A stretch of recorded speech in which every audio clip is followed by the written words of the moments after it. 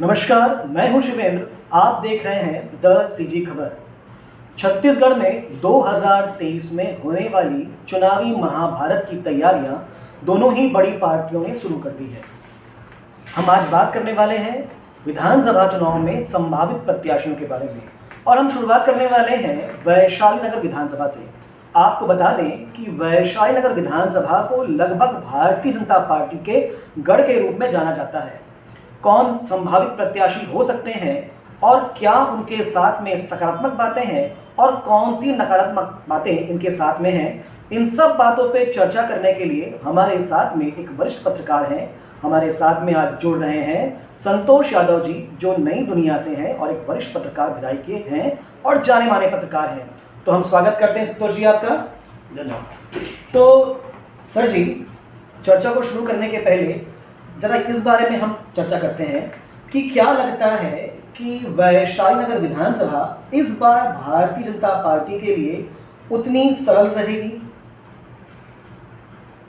देखिए, वैशाली नगर विधानसभा का अपना एक इतिहास है। वैशाली नगर विधानसभा को निश्चित तौर पे भारतीय जनता पार्टी का गढ़ माना जाता है और हालांकि इस गढ़ को एक बार भजन सिंह की जानकारी तोड़ने में कामयाब हुए थे, लेकिन जो तासीर है वैशाली नगर विधानसभा की जी, वो पूरी तरह बीजेपी माइंडेड है। बीजेपी के लिए बहुत ज़्यादा मुश्किल हो वैशाली नगर, ये कह नहीं सकते, लेकिन बहुत कुछ कैंडिडेट पर भी निर्भर करेगा, क्योंकि वर्तमान समय में जिस तरह से कैंडिडेटों की संख्या बढ़ी जी, वो काफ़ी कुछ चुनाव के दौरान मायने रखेगा कि टिकट का बंटवारा। एक यहाँ विषय महत्वपूर्ण ये है कि भसीन जी को वैशाली नगर की जनता ने हर बार अपना आशीर्वाद दिया, पर यह माना जाता है कि भसीन जी अच्छे नेता, अच्छे कार्यकर्ता थे, पर सक्रियता जरा उनकी कम रहती थी। वो फील्ड में अक्सर कम लोगों से मिलना जुलना होता था, पर सबके काम वो पूरा करते थे। पर अब वो जो कि नहीं है, तो क्या प्रभाव पड़ेगा? पहले तो मैं एक चीज़ आपको बता दूं, ये बहुत एक बात फैली हुई कि भसीन जी सक्रिय नहीं थी। ठीक है, शारीरिक रूप से सक्रिय नहीं थे, लेकिन आप उनके कार्यों की जो लिस्ट मैंने निकाला वो बहुत, वो इस मामले में बहुत सी है। और ऐसा भी सुनने में आया है कि जो भी उनके पास काम लेकर जाता था, वो सभी के कामों को स्वीकृति देते थे, करवाते थे। एक तस्वीर मैं आपको भेजूंगा जिसमें वो अभी हॉस्पिटलाइज है और हॉस्पिटल में, वहाँ वो किसी जरूरी कागज पे साइन कर रहे हैं। हम इस रूप में ना लेकिन शारीरिक रूप से जरूर वो काम जब आपने कामों में सक्रिय थे। तो चलिए दोस्तों, अब शुरुआत करते हैं कि संभावित प्रत्याशी कौन कौन हो सकते हैं। तो सबसे पहला नाम जिसका चल रहा है या एक बात हो सकती है, संभावित प्रत्याशी हो सकते हैं, वो है भिलाई नगर, जो भाजपा का जिला है, उसके अध्यक्ष ब्रिजेश बिचपुरिया। लगभग ज़्यादा समय नहीं हुआ उनके आने के बाद, और इन 6-7 महीनों में जो एक मृत प्राय दिखने वाली भारतीय जनता पार्टी यहाँ पर थी, बहुत सक्रिय दिख रही है। लगातार आंदोलन हो रहे हैं और बिल्कुल गिनती में या दौड़ में न रहने वाली भारतीय जनता पार्टी अब दौड़ में दिख रही है। तो क्या मानते हैं आप कि ब्रिजेश बिचपुरिया प्रत्याशी होंगे वैशाली नगर विधानसभा से? इसकी संभावना कितनी है? हाँ, पर ब्रिजेश बिचपुरिया जी भी प्रत्याशी हो सकते हैं। इसलिए हो सकते हैं कि वो जब भाजपा की शुरुआती दौर था तब के वो नेता हैं और इसके पहले भी अध्यक्ष रह चुके, वरिष्ठ नेताओं में उनकी गिनती होती है और संगठन ने उनको इसीलिए फिर से जिम्मेदारी दी कि एक मजबूत संगठन वो खड़ा करें, ढांचा खड़ा करें। और उसमें कहीं ना कहीं थोड़ा सफल हुए हैं, लेकिन बहुत सारी उनके भी आलोचना होती है किसी मामले में। अब चूँकि राजनीति है तो ये सब चलता रहता है। एक मजबूत दावेदार वो भी हो सकते हैं। तो क्या माना जाए कि सकारात्मक चीज़ें बहुत सारी दिखती है हमको, नकारात्मक चीज़ें क्या हैं? क्या माइनस पॉइंट उनके हो सकते हैं अगर उनको प्रत्याशी बनाया जाए? देखिए, पहला तो ये जिस तरह से संगठन को मजबूत करने के लिए उनको जिम्मेदारी सौंपी गई थी कि भिलाई में एक नया परिदृश्य नजर आएगा, एक गुटबाजी चल रही थी भिलाई में, उससे हटकर कुछ होगा ब्रिजेश बिचपुरिया जी के नेतृत्व में। लेकिन जो आरोप उन पे, अच्छा, ऐसा भी हो सकता है क्या इसमें, ये भी कारण हो सकता है क्या इसमें, कि नॉर्मली क्या होता है कि जब संगठन को फिर से खड़ा करना हो और अलग अलग एक ध्रुव हो, उनके बीच में काम करना, तो कहीं ना कहीं उनको ये मालूम था कि मुझे कहीं ना कहीं आलोचना झेलनी पड़ेगी या उन आलोचना को झेलना ही पड़ेगा ऐसे व्यक्ति को। हाँ, ये उनको एक कमी उनके जो उनके चाहने वाले हैं या भाजपा के जो समर्थक हैं वो बताते हैं। जैसे थोक के भाव में वो उन्होंने वैशाली नगर में बड़े पदाधिकारी बना दिए थोक के भाव। तो उन चीज़ों से बचना। खैर अब वो चीज़ें अब धीरे धीरे धूमिल होती जा रही है, जैसे जैसे चुनाव सामने आते जा रहा है तो वो चीज़ें धूमिल होते जा रही है। और भारतीय जनता पार्टी का संगठन कहीं ना कहीं फिर सक्रिय दिख रहा है। तो क्या मानते हैं कि ब्रिजेश पुष्पकरिया अगर प्रत्याशी होते हैं तो क्या संभावना है? ब्रिजेश पुष्पकरिया जी सब प्रत्याशी होते हैं तो संभावना मैं मानता हूँ कि काफ़ी हद तक वो सफल होगी, संभावना है। ठीक, अब दूसरे नाम पर हम चर्चा करते हैं। एक नाम जो लास्ट 2 साल से यानी 2 बार से लिस्ट ऊपर तक जा रही है, जिनके नाम पे चर्चा अक्सर वहाँ होती है पर प्रत्याशी हसीन जी वापस हो जाते हैं, वो नाम है डॉक्टर दीप चटर्जी। एक ये नाम भी है, लगाते सीधे रूप में संगठन से नहीं आते पर कहीं ना कहीं ऐसा माना जाता है कि संघ से अच्छी पृष्ठभूमि इनका परिचय है, अच्छी साठगांठ संघ की परिचय इनका है, और चूँकि एक प्रबुद्ध वर्ग से आते हैं तो अच्छा इनकी जान पहचान भी क्षेत्र में है। इनके बारे में क्या सोचते हैं? मैंने जहाँ तक सुना है डॉक्टर दीप चटर्जी को काफ़ी लोग भिलाई में काफ़ी लोकप्रिय है, काफ़ी पसंद इसलिए करते हैं कि वो जो अपना पेशा है उनका डॉक्टरी का, उसमें गरीब लोगों की वो काफ़ी मदद करते हैं। दूसरा ये कि राष्ट्रवादी विचारधारा वाले व्यक्ति हैं, संघ से काफ़ी नज़दीकी उनके रिश्ते हैं और लगातार 2 सालों से वो टिकट का नाम चल रहा है, प्रयास कर रहे हैं। तो अब चूँकि मैं जहाँ तक समझता हूँ या मैंने जो घूमा, यदि प्रत्याशी भाजपा इनको बनाती तो कहीं ना कहीं बहुत ज़्यादा इसमें लाभ मिल सकता है पार्टी को, भाजपा ऐसा दिख रहा है। पर चूंकि डायरेक्ट संगठन से नहीं आते हैं तो नॉर्मली जैसा होता है, चुनाव में एक बड़ी ताकत लगती है, मैन पावर लगता है। तो इसके बारे में क्या सोचते हैं? क्या दीप चटर्जी के पास उतना मैन पावर है, लोग उनके लिए करने वाले हैं? देखिए, चुनाव एक ऐसा है, पार्टी जब आदमी आमतौर पर पार्टी से टिकट इसीलिए चाहता है कि जब उस समय टिकट मिलता है किसी को तो अपने आप एक संगठन खड़ा हो जाता है पीछे। तो भीड़ अपने आप आपको पता भी नहीं चलेगा और एक मजबूत संगठन आपके पीछे खड़ा हो जाएगा। तो कोई ये विषय नहीं है कि संगठन से नहीं आते, तो संघ तो है उनके साथ, संघ है तो स्वाभाविक है भाजपा काम करेगी।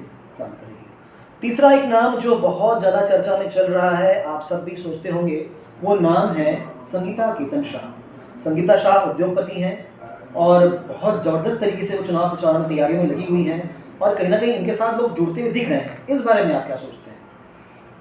मैं जहाँ तक भारतीय जनता पार्टी को मैं समझता हूँ, संगीता शाह का अचानक से नाम आना, अभी हाल फिलहाल अचानक से नाम आना, कई प्रत्याशी को तो चौंकाया होगा जो तैयारी कर रहे हैं, जो दावेदार है भाजपा के, और जिस हिसाब से कार्यक्रमों में संगीता शाह को बुलाया जा रहा है उनकी तैयारी दिख रही है, वो पूरी चुनावी तैयारी जैसी ही दिख रही है। लेकिन उससे मुझे नहीं लगता कि संगीता शाह को भाजपा प्रत्याशी बनाएगी। यदि बनाएगी तो भाजपा को कहीं ना कहीं इसमें नुकसान हो सकता है।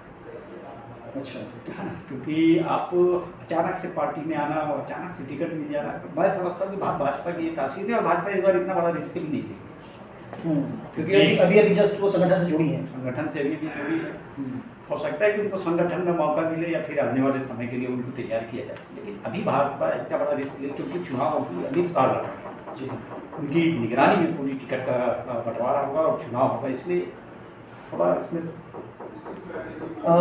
नेक्स्ट हम बात करते हैं, ऐसी संभावना भी मानी जा रही है कि भसीन जी के जाने के बाद में किसी वरिष्ठ पार्षद को यहाँ की टिकट दी जा सकती है, प्रत्याशी के रूप में खड़ा किया जा सकता है। तो वरिष्ठ पार्षद के रूप में वैशाली नगर विधानसभा से 2 नाम उभर के सामने में आते हैं। एक तो है महेश वर्मा जो कि लोकल भी हैं, और दूसरा एक नाम जो आता है वो है यहाँ के नेता प्रतिपक्ष का भोजराम सिन्हा का। इनके बारे में क्या सोचते हैं? हाँ, ये दोनों भसीन जी के काफ़ी चहते पार्षद रहे हैं, काफ़ी एक्टिव भी हैं अपने क्षेत्र में। महेश वर्मा का भी अच्छा नाम है अपने क्षेत्र में, और भोजराम सिन्हा नेता प्रतिपक्ष, क्योंकि ये संगठन में काफ़ी दिनों से काम कर रहे हैं और मेहनत कर रहे हैं, फील्ड में मेहनत कर रहे हैं। अगर इनका नाम चल रहा है तो इनको भी। क्या संभावना मानते हैं कि अगर महेश वर्मा तय होते हैं तो क्या संभावना है जीतने की? महेश वर्मा की जीत हार की संभावना अभी मैं आकलन इसलिए नहीं कर पाऊँगा क्योंकि महेश वर्मा का अभी उस स्तर का फिगर नहीं बना है। महेश वर्मा ठीक पार्षद, अच्छे पार्षद हैं और काफ़ी लोकप्रिय है। कोका एक बहुत बड़ा क्षेत्र है, हाँ, कोका, हाँ। जहाँ पर उनका एक अच्छा वर्चस्व है। तो सिर्फ आप कोका ना गिने, वैशाली नगर में और भी कैंप है। वैशाली नगर में आपका सुकेला एरिया है। आप अगर कोका को लेके ही उनकी लोकप्रियता का पैमाना नापेंगे, बाकी क्षेत्र में भी को आकलन करना पड़ेगा। तो उनके बारे में, इनकी जीत हार के बारे में मैं अभी इसलिए नहीं बोल पाऊंगा क्योंकि इस पर आकलन नहीं किया। एक वरिष्ठ कार्यकर्ता का नाम जो आ रहा है या जो बन सकते हैं प्रत्याशी भारतीय जनता पार्टी से, वो है शंकर लाल देवांगन। शंकर लाल जी भाजपा के बहुत सारे पदों में रह चुके हैं और लगभग जनसंघ के समय से कार्य करते आ रहे हैं, पर ऐसा कभी वो खुल के सामने नहीं बोलते हैं कि मैं प्रत्याशी बनूंगा या मुझे टिकट चाहिए, पर वो हर बार हर एक प्रत्याशी के लिए कार्य वो करते आए हैं और बहुत सक्रिय माने जाते हैं अभी भी इस अवस्था में। इनके बारे में क्या संभावना सोचते हैं जीत की? देखिए, किसी पार्टी में आपने सुना होगा पार्टी का सच्चा सिपाही, पार्टी का कर्मठ सिपाही, पार्टी के प्रति वफादार निष्ठा, तो उसमें गिनती होती है शंकर लाल देवांगन की। शंकर लाल देवांगन जी उस विचार उस लेवल के नेता है। और उस भारतीय जनता पार्टी में जब युवा मोर्चा के समय से उनकी राजनीति की शुरुआत हुई, उन्होंने उनके बातचीत की, तब से वो और निर्विवाद व्यक्ति है, किसी के बारे में टिप्पणी नहीं करते और सबको साथ लेके चलने वाले व्यक्ति हैं। तो छवि उनकी अच्छी है और यदि उनको टिकट मिलता है, पार्टी उनको प्रत्याशी बनाती है, तो मुझे नहीं लगता कि बहुत ज़्यादा कोई विरोध होगा। उसका लाभ तो शंकर लाल देवांगन जी को मिलेगा क्योंकि उन्होंने कभी किसी का विरोध नहीं किया, तो शायद उनका कोई विरोध नहीं। सभी के साथ जैसे तालमेल अच्छा है, तालमेल उनका अच्छा है, ऐसा माना जाता है। अचानक कुछ दिनों से एक नाम उभर के बहुत तेजी से सामने में आ रहा है और पार्टी के अंदर में भी इस बारे में अंतर विरोध देखा जा रहा है और वो है दिव्या मक्कड़ भसीन, यानी भसीन जी की जो सुपुत्री है। ऐसा माना जा रहा है कि वो भी तैयारी कर रही है, तो इस बारे में क्या सोचते हैं? क्या संभावना है उनकी जीत की अगर टिकट दी जाती है? देखिए, मैं इस पे ये कहना चाहूँगा कि ये जो तैयारी बस इनके द्वारा की जा रही है, दिव्या भसीन जी द्वारा, ये मैंने जो अब तक सुना है कि तैयारी करवाई जा रही है कुछ लोगों के द्वारा।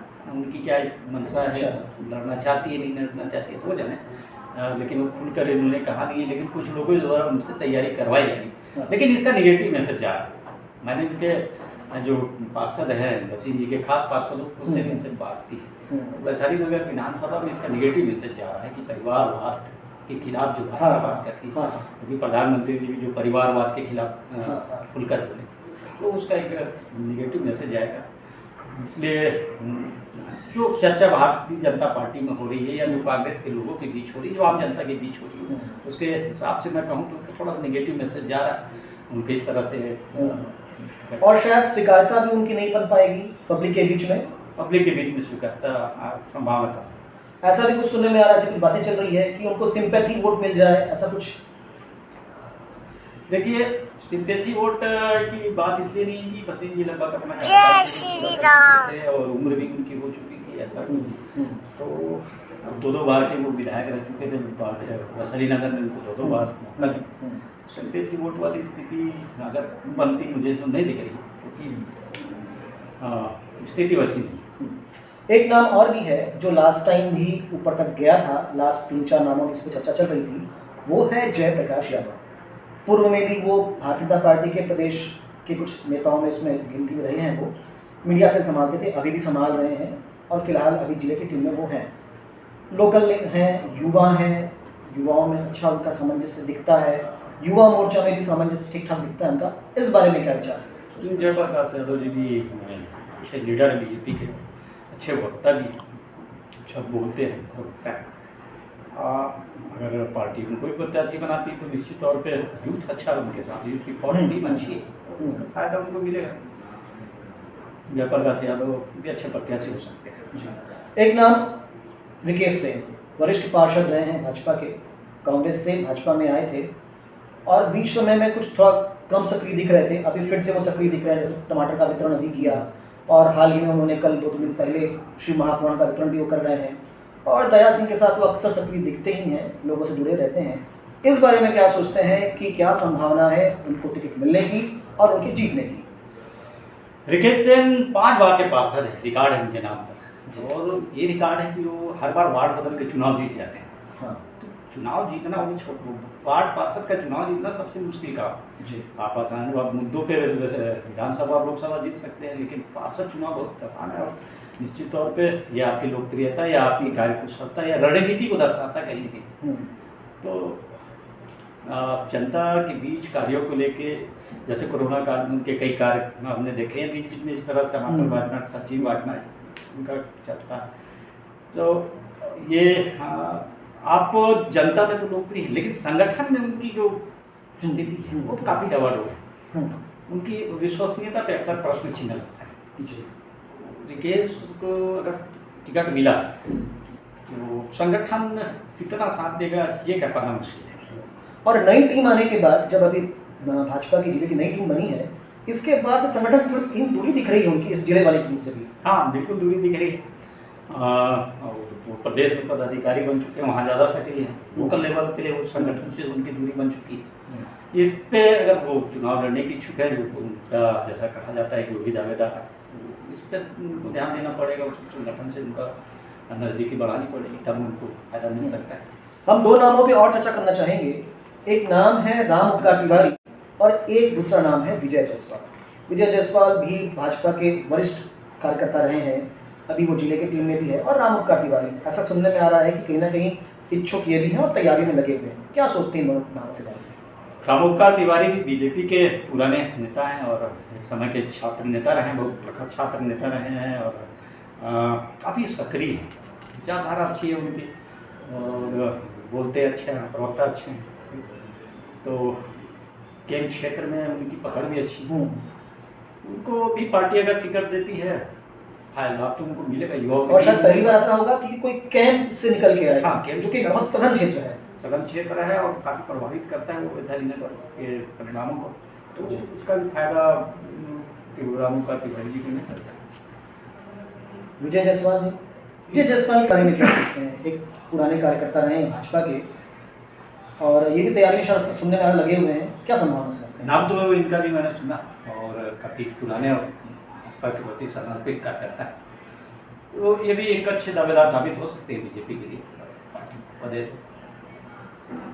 और युवा मोर्चा से इनका भी काफ़ी निकटता मानी जा रही है, जो भारतीय जनता हाँ, उसका इनको फायदा मिल सकता है युवा मोर्चा की। तो दोस्तों, आज हमने चर्चा की है वैशाली नगर विधानसभा में रहने वाले, हम बताते हैं आपको जिन नामों पे अभी हम चर्चा कर रहे थे, ये वो सभी नाम थे जो वैशाली नगर विधानसभा में रहते हैं।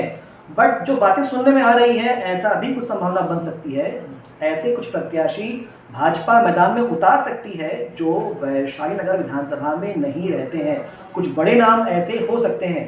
फिलहाल हमने उन नामों पे चर्चा नहीं की है, उन्हीं नामों पे चर्चा की है जो उस विधानसभा क्षेत्र में रहते हैं। कुछ और नाम इसमें जुड़ सकते हैं। हो सकता है कि कुछ समय बाद इनमें से कुछ नाम बहुत तेजी से उभर के आए, क्योंकि प्रत्याशियों की संख्या इस बार बहुत ज़्यादा मानी जा रही है। आगे क्या होगा ये तो देखने वाली बात होगी। हम इस विषय पर और वैशाली नगर विधानसभा के संभावित प्रत्याशियों के साथ साथ अन्य विधानसभा के संभावित प्रत्याशियों पर चर्चा और भी करेंगे। हर विधानसभा वार हम चर्चा करेंगे। हमारे साथ क्षेत्र को और राजनीति को समझने वाले विशेषज्ञ भी होंगे। अच्छी खबर के लिए और सच्ची खबर के लिए बने रहें 10 सीजी खबर के साथ। और अगर आप चाहते हैं कि इस प्रकार की खबरें आपको मिलती रहे तो हमारे चैनल को सब्सक्राइब करें तुरंत। धन्यवाद।